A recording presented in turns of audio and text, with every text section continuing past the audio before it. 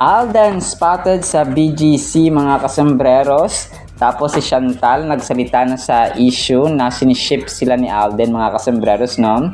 So yan, at marami pang items sa vlog na ito.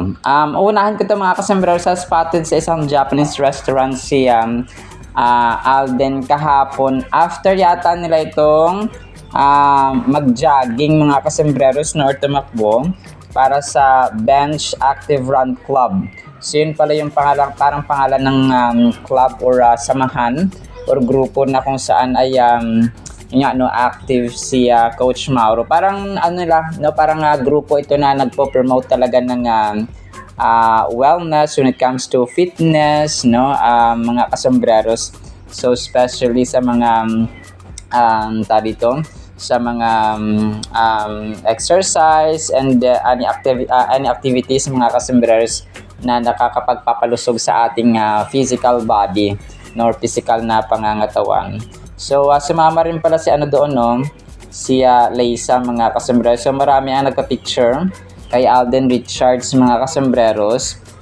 Kasama niya dito of course sa mga tropa pips. So kumain pala sila after ng pagtakbo nila. So Alden Richards in BGC.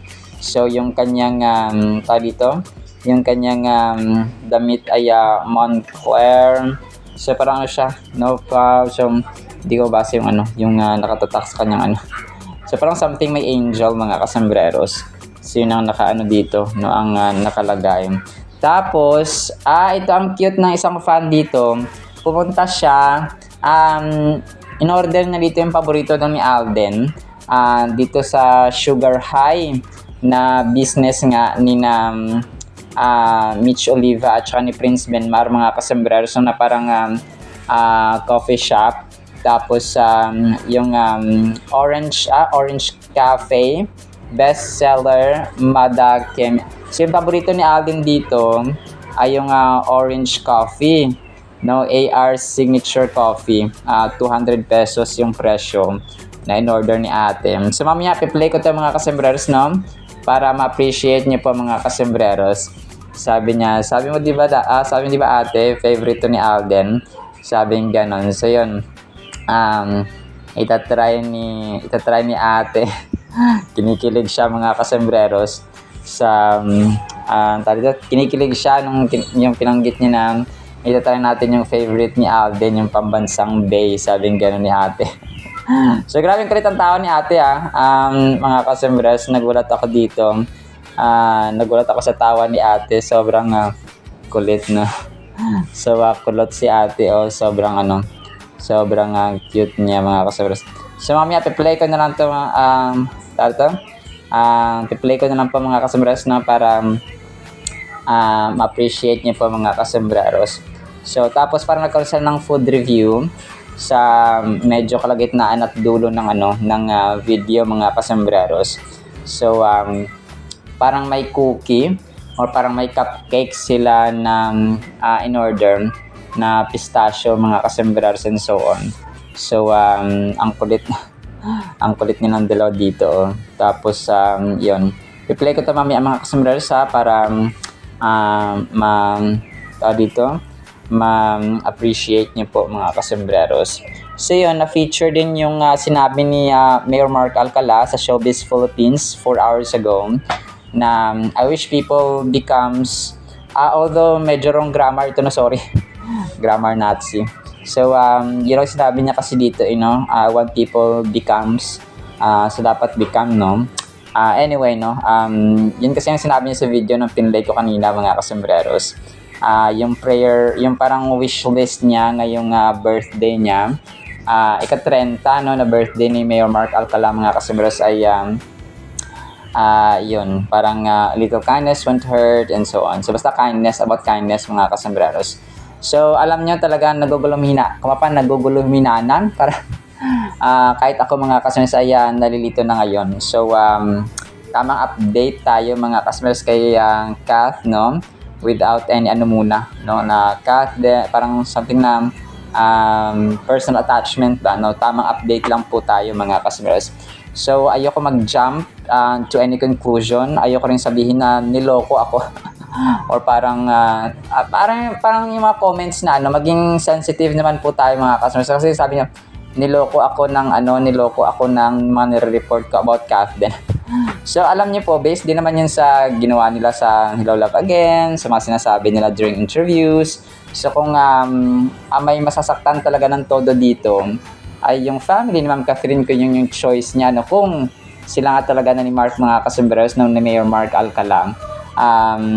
Tapos, kasi nakafollow na si Mayor Mark nakafollow na si Catherine kay Mayor Mark Alcala. Tapos, yung mga sisters na rin, no? And may nabasa akong comment ng isang kasombrero natin na very malalim, which is I definitely agree, na sinabi niya na hindi naman porke naka-follow jowa na po. Dami na kasi naglalabasan na video, Mayor Alcala and Catherine Bernardo, para minsanan na ang kaguluhan. Kasi kakalkalin pa rin lahat kahit nananahimik. Since friend ni Justin Benitez si Catherine, I'm sure na-meet na rin niya ang relatives ni Justin Benitez. Looking at the other side, feeling ko there is something into this. I'm sure pinag-iisipan ko ito ng management. So yun yung akin naisip din, no? Kasi parang kumbaga ang isang malaking pangalan kagaya ng Catherine ay talagang bawat move, no, bawat decision niya ay talagang may epekto, no, sa management mga kasombrero, especially when it comes sa kanyang love life talaga. So yun kasi yung fandoms and so on, no, kasi maapektuhan din yung niya, yung kanyang mga supporters and so on. So basta, no, tingnan natin yung mga susunod na kaganapan mga kasombreros. Tapos ito si Alden, yung kanyang Ribisco kagabi, no, nag-update pala mga kasombreros, Ribisco crackers. Tapos si Soiti yung naka flash na picture dito. Ano na ang status ng 2026 fitness goals mo? Kahit ano pa yan, dapat may pasobra kang Ribisco crackers whole wheat na kasama. I-comment ang sagot mo kasama ang picture with any Ribisco crackers variant, at baka ikaw na ang manalo ng Ribisco crackers gift packs. Sali na, no? Tapos si Alden nga dito ay naka pula, no? A, achieved. B, on the way pa lang. Letter C, promise Gina next week. So ito yung mga goals mo mga kasombreros, no, na dito na pwede mong magawa daw, no, this 2026 so far. So kayo, ano na yung status ng inyong ng inyong 2026 na goals. So February, ang bilis, no, magma-March na mga kasombreros. So meron lamang tayong 29 or 28 days, no, sa February. Tapos March na naman mga kasombreros. So ito na yung birthday month ni Ma'am Kath mga kasombreros. Tingnan natin ang mga mangyayari. So 28 days nga lang, no, hindi 29 mga kasombreros, ang February. Tapos pinost ng Chismiz 11 hours ago mga kasombreros, yung parang na-quote ni Alden, everything has limits. Hindi pwede mabait ka lang palagi, kasi pag mabait ka lang palagi, lagi kang inaabuso, pag may kailangan lang sila, saka lang nila maalala. Hindi ko lang alam kung sinabi talaga ito ni Alden mga kasombreros, kasi parang hindi naman ganito yung magsalita, no, si Alden mga kasombreros. Kasi nga alam natin si Alden ay parang hindi niya kayang sabihin ang ganito mga kasombreros. So pero po, no, hindi ako maniwala na sinabi niya to. May mga ibang wording siguro, something more appropriate, something more gentle na reminder, no, pero not to this point na ganito yung kanyang sasabihin mga kasombreros. Tapos yung Catherine, no, pumunta sa Ivy Clinic kagabi or kahapon. Miss Catherine Bernardo wearing simple jacket with cap. So bumisita si attorney, no, doon sa Ivy Clinic para sa kanyang regular skin treatment. So siguro once a week siya, no, pumupunta sa Ivy Clinic para no, sa kanyang balat or skin or face mga kasombreros. So as usual ay paganda si attorney. So yun po. Sa mga nang-hate naman kay Ma'am Catherine, wag naman po nating hindi porke sikat siya, no, ay talagang ibabash na natin siya ng todo. Parang wala naman tayong karapatan na i-bash siya, no. Tsaka yun, wala pa namang further confirmation. Tapos ito, ang kulit ng ginawa ng isang fan, no, si Amy sa Kath din, pinagtabi niya yung suot na ni Alden at saka ni Kath, no, doon sa BDO ni Alden. Tapos ito, throwback picture pala ni Alden ito, no. Mga customers, hindi pala ito yung sa ito yung sa BDO pala, na BDO last week. Nagkaroon siya ng Circle of Excellence awarding ceremony na kung saan siya ay host at saka si Gabby Garcia. Tapos si Ma'am Catherine naman ay sa BPI. BDO, BPI. So yun siya mga kasombrero, na kung saan ay naka-dark blue si attorney, mga kasombrero. So talagang busy ang dalawang ito, no, sa kanilang trabaho. Tapos, sige, major item tayo mga kasembreros. Si Chantal, tinanong pala siya doon na about sa siniship nga sila. Mamaya, papiplay ko ito mga kasembreros. Dito, parang hindi niya alam, parang nagulat siya na sabi niya, "Hoy Shanti," sabi nga nung reporter or nag-interview or nagsasabi, sabi niya, siniship ka kay Alden. Sabi niya, sabi nga gano'n grabe, sabi nga ni Shanti, mga kasembreros. So, sabi dito, parang tinanong siya kung anong feeling. Sabi niya, nakakagulat daw, sabi niya gano'n, no? Mga kasembreros, never niya in-expect. Parang hindi daw in-expect mga kasembreros na gano'n daw yung reaction ng mga tao. Tapos sinabi daw niya na, pero nababasa mo, sabi nga gano'n. Hindi rin daw niya nakita sa mga social media, mga kasembreros. So parang natawa, no, parang nagulat si Shanti, mga kasembreros. Tapos ito pala yung ang kulit ito. So andito na si Jasmine Curtis Smith, no, na expect natin na karagdagan sa mga dance duo, mga kasembreros. So mamaya ang cute nito at saka ang kulit ng kanilang kulitan, mga kasembreros. So mamaya papakinggan natin ito. Tapos ito si Joros Gamboa, no.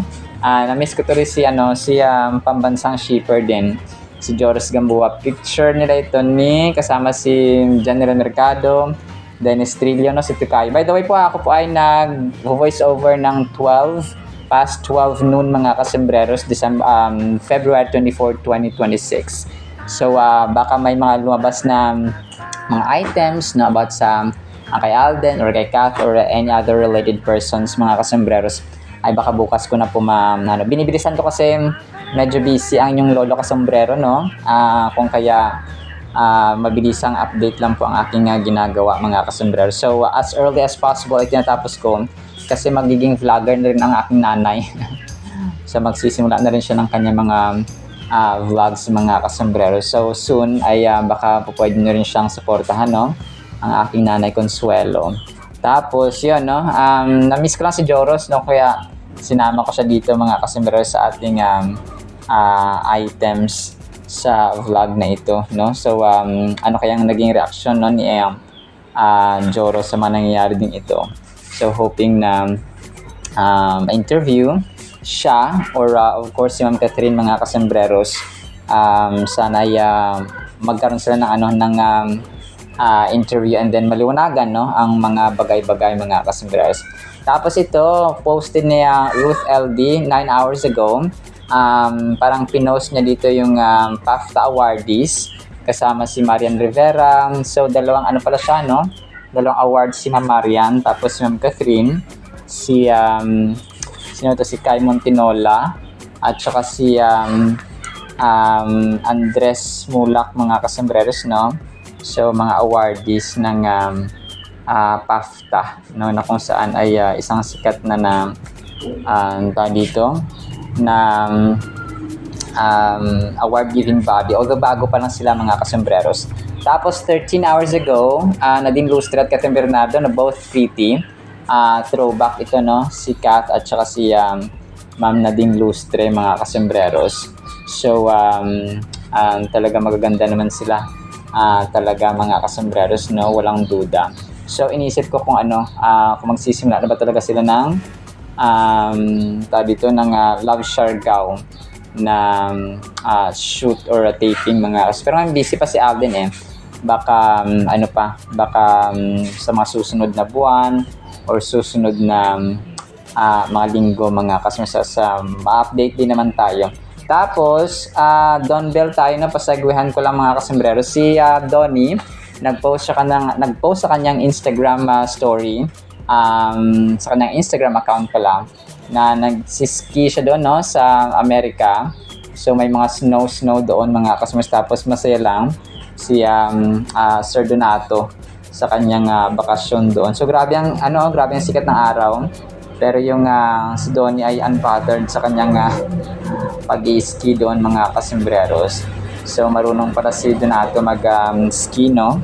Or skiing mga kasombreros. So nakakatuwa lang. Tapos si si Ma'am Bell naman po ay may post dito no? Bell Mariano, mixed gel. Effortlessly blooming and always glowing. Ganda ng top mo. Bagay na bagay sa'yo. Your beauty and charm truly stand out every time. So, parang nasa isang interview yata ito si Ma'am Bell, no? Dami likes, so 112 likes mga kasombrero si Ma'am Bell. Grace in every scene. Strength in every note. From heartfelt performances to chart-topping songs, Bell Mariano continues to shine with talent, authenticity, and undeniable charm. So, yun po siya mga kasombreros. Alright, so yan ang actually sa ating Kath din at saka Don Bell items na mga kasombreros. So, papakinggan natin itong si ate at saka si Shanti mga kasombreros. Ang kulit ito kasi parang dito pa sila Marian, sila Jasmine and so on mga kasombreros. So, after natin napakinggan ng mga ito, ay pakinggan naman natin ang napakaganda at mahalagang salita po ng Panginoon sa ating buhay. Isang pinagpalang araw po ha sa bawat isa. Uy, Shanti, siniship ka kay Alden. Oo, sa TikTok and sa dati social media. Anong feeling? Arket, SMS, Pero nakikita mo, nabasa mo pa. Sa TikTok, trending kayo and sa iba pang social media. napangandal na po. Thank you.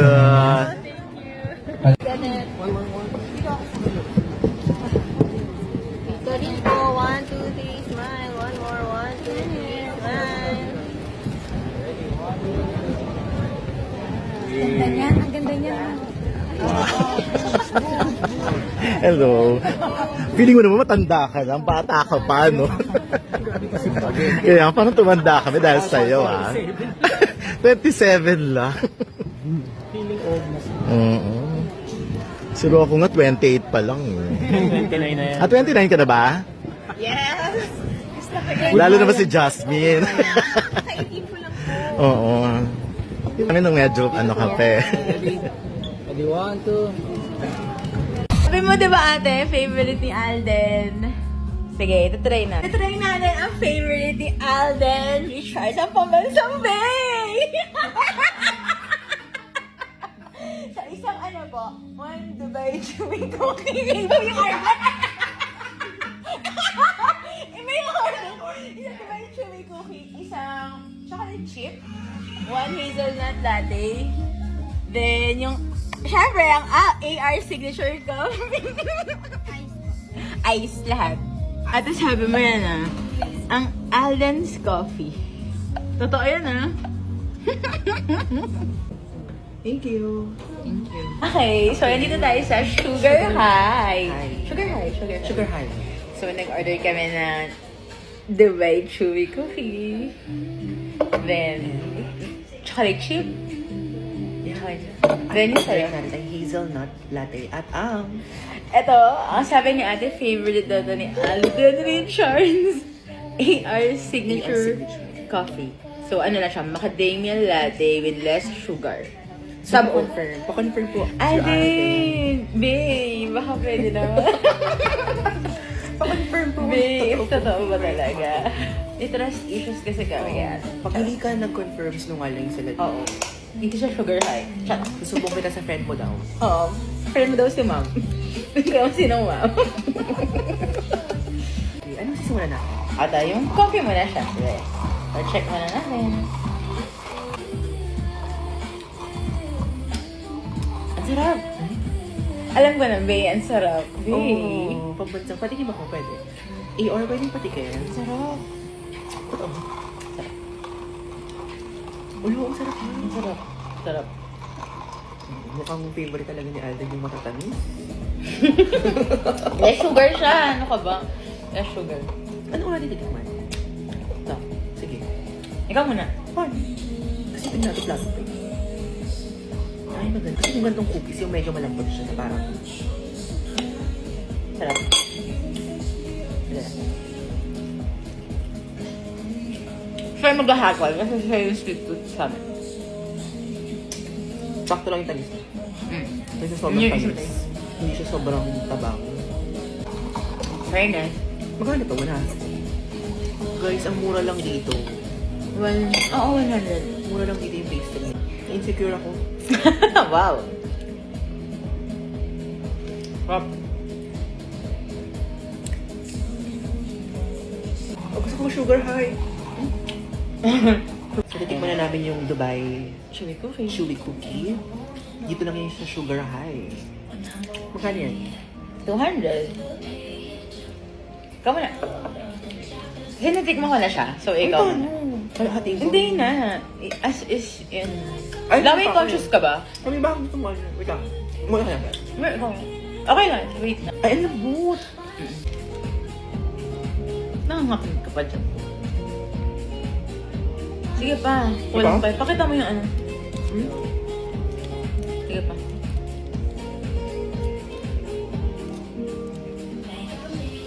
The famous Dubai Chewy. Taka. Lasang lasa. Yung pistachio. Parang legit talaga siya. Sorry, ginalingan talaga for the video. Smile, legit. Sarap. Smile. Sarap diba? Kaya ba? Naghahanap nga kami ng ganyan ni Joyce sa Juan Ayala. Baka meron. Wala kami nakita eh. Okay. Wala kami nakita. Ah. Pinagsabay talaga yung cookie.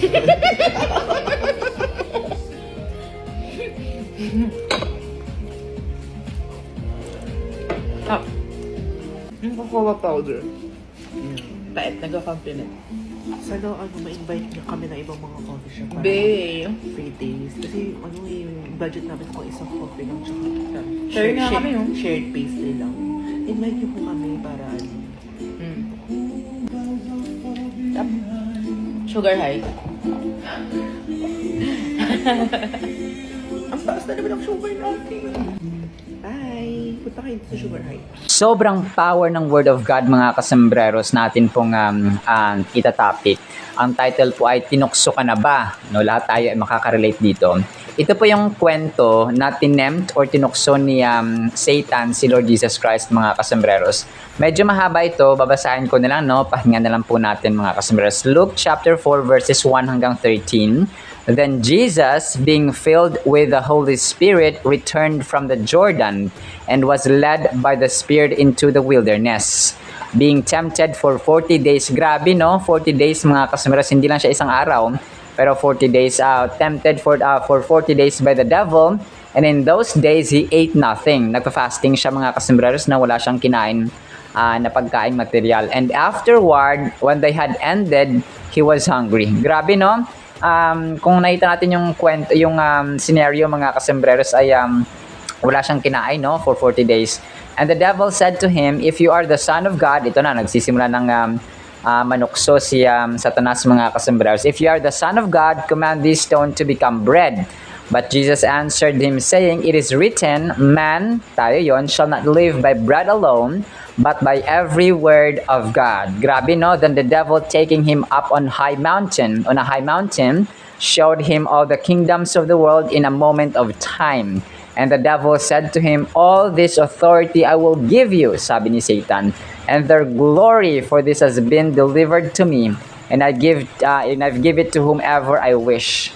Therefore, if you will worship before me, sabi nito, all will be yours. And Jesus answered and said to him, get behind me, Satan, for it is written, you shall worship the Lord your God, and him only you shall serve. So verse 9, then he brought him to Jerusalem, set him on the pinnacle of the temple, and said to him, if you are the Son of God, throw yourself down from here. For it is written, he shall keep, if I shall give his angels charge over you to keep you. No? Sabi niya dito, and verse 11, and in their hands they shall bear you up, lest you dash your foot against a stone. So verse 12 mga kasmas, and Jesus answered and said to him, to Satan, it has been said, you shall not tempt the Lord your God. So verse 13 mga kasmas, now when the devil had ended every temptation, he departed from him until an opportune time. So nakita natin ito mga kasembreros, hindi lamang siya isang araw, di ba, na tinempt. So sa buhay natin, marami tayong mga kumbaga pa tempting moments, okay? Yung tinukso tayo, kumbaga pa parang hindi siya tukso na literal, pero sometimes may mga bagay na hindi mo dapat ginagawa, pero ginagawa mo because natitempt ka. Okay, kunwari sa pagkain, no? Bawal sa yung ganto, bawal sa yung ganyan. So pero dahil masarap, sabi mo, masarap daw ang bawal, sabi ng mga tao, no? Sabi ng mundong ito, ay ginawa pa rin, no, mga kasembreros. Kunwari, no, sexual intercourse sa isang partner mo tapos hindi pa kayo kinakasal, or kahit wala kayong relasyon, nagkaroon kayo ng sexual intercourse, no, yun po na mga temptations, mga kasembreros na nag-give in ng tao.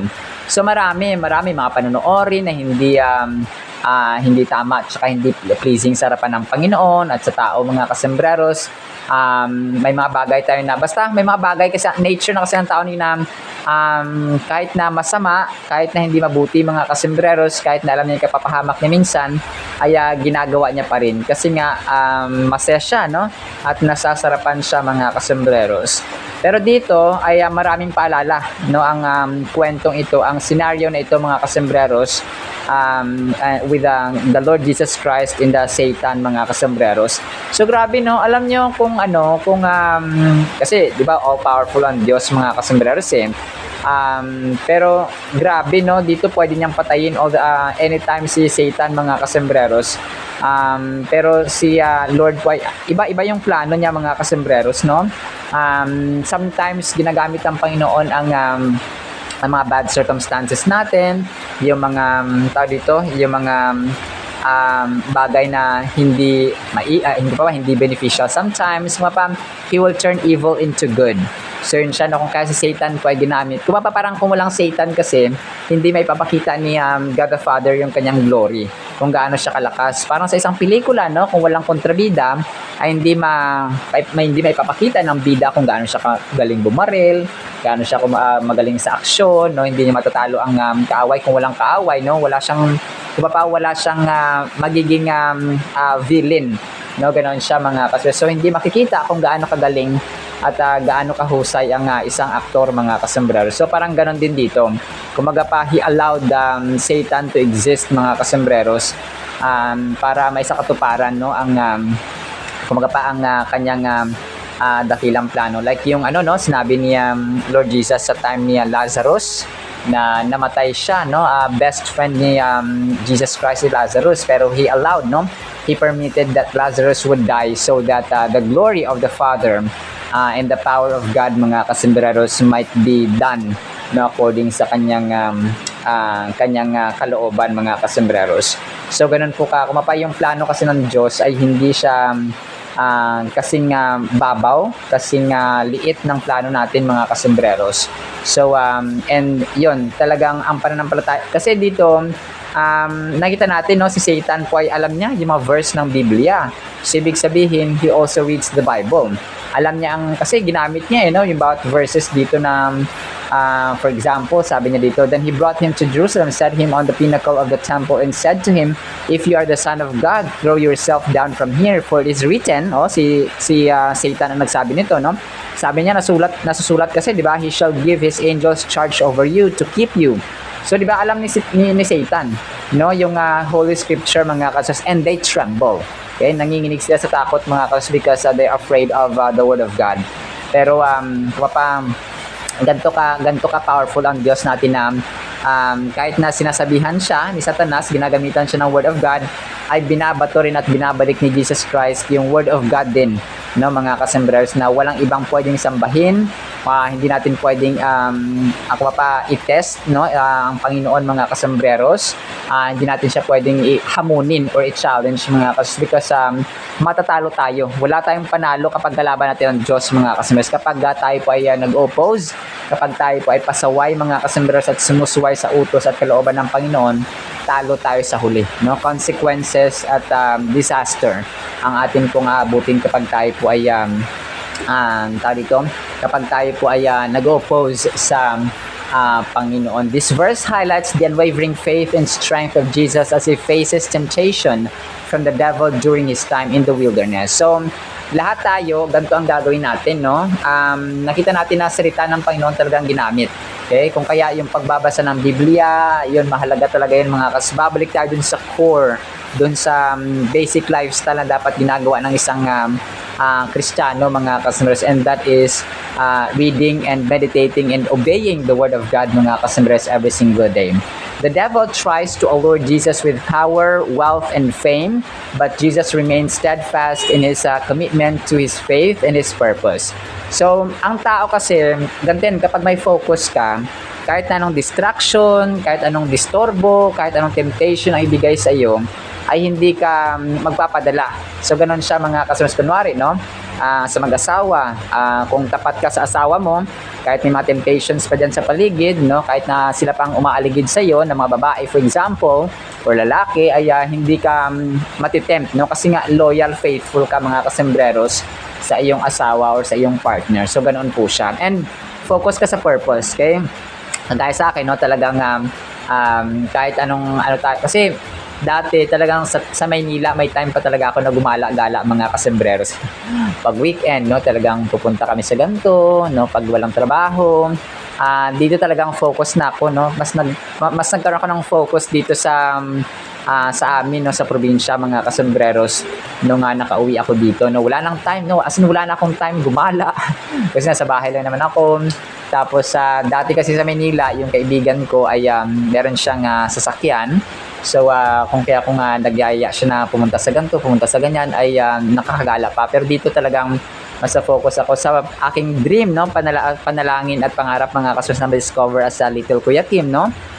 Sa TV, mga kasembrero. So, mas nagkaroon ako ng mas focus na ugali dito, mga kasembrero. So, sa ating buhay, kapag tayo po ay may ginagawa at saka pangarap, maging focus din tayo, mga kasembrero. So, parang ganito yung, kung ano yung purpose ba ng ginagawa. And of course, no, salita ng Panginoon sa ating pang-araw-araw na topic, no. Jesus sets an example for all believers on how to overcome the challenges and obstacles that they may face in their own lives by resisting these temptations. So, nagsilbing halimbawa, no, si Lord Jesus Christ, mga kasembreros, na kung ano yung gagawin dapat ng isang Kristiyano, ng isang mananampalataya kagaya natin, na paano yung gagawin natin. And that is, magkaroon tayo ng focus sa ating purpose. Ano ba yung purpose natin sa buhay, no? That is to love God with all our heart, mind, soul, and strength, and to love other people or our neighbors as we love ourselves.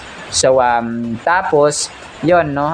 Maliban dyan, of course, ay yung pang-araw-araw natin na kumaga pa sa physical world natin. May mga plano tayo, may mga goals tayo, no? May mga objectives at saka mga desisyon tayo na dapat gawin, dapat ma-fulfill, dapat magawa, matapos, mga kasembreros, and so on. So, ganun po siya. Why is this passage relevant today? Temptation is a universal human experience. So, kagaya nga na na-mention natin, yung temptation, yung tukso, mga kasembreros, universal human experience. Ibig sabihin, hindi lang ako, hindi lang ikaw, tayong lahat po ay nakakatanggap at nakaka-experience, nakakaranas po ng temptation. May it be sa pera, may it be sa relationship, may it be sa ating pag-iisip, may it be sa immorality, sa morality, may it be sa mga panoorin sa cellphone, no, sa social media, may it be sa ating ugali, no, kasi doon naman talaga natitest talaga yung ugali natin, yung faithfulness natin natitest, no, kung paano natutukso kang uminom, no, maglasing, mga kasembreros, nagyaya ka ni ganito, ni ganyan, ay naku po, nalasing ka na pala. So, sa final thought natin, imagine facing your toughest week. Work deadlines, family tensions, the whole 9 yards. Like Jesus in the wilderness, we have the ultimate playbook, the Bible. So, balik tayo doon, no, sa Biblia, mga kasembreros. Kasi Jesus Christ set an example na word ni Lord, no, word ni Lord ang ginamit niya, mga kasembreros. So, when stress hits, dive into scripture for wisdom and strength. So, kapag tayo po ay parang said na, no, sa aspect sa lahat ng aspects ng buhay, mga kasembreros, ay nandyan lang ang Biblia. No? Kagaya na mention ko nakaraan, ay pwede tayo mag-download ng Bible app, mga kasembreros, sa Play Store or iPhone or Apple app, mga kasembreros, or Apple Store. Kung kayo po ay walang printed na Biblia. Pero mas maganda sana kapag printed, no? May printed na, meron pa tayong meron pa tayong online. Hindi naman siya online kasi pwede natin basahin kapag naka-download na tayo ng Bible sa ating cellphones, ay pwede natin siyang basahin kahit offline or walang load, mga kasembreros. So kung kaya anytime, anywhere, ay pwede tayong ma-refresh at magbasa ng Word of God, mga kasembreros. Alright, so yun naman sa ating Word of God, ha? No, pagpalaan po tayo ng pag-ibig, pananampalataya, pag-asa, no? At gayahin natin si Lord Jesus Christ every time there is a temptation sa ating buhay. In Jesus' mighty, holy, sweet, magnificent, victorious, and wonderful name of the Lord Jesus Christ we pray. And with the communion of the Holy Spirit of the living God, and everyone said, Amen and Amen. See you sa next segment, mga kasembreros, and paalam po. I love you all.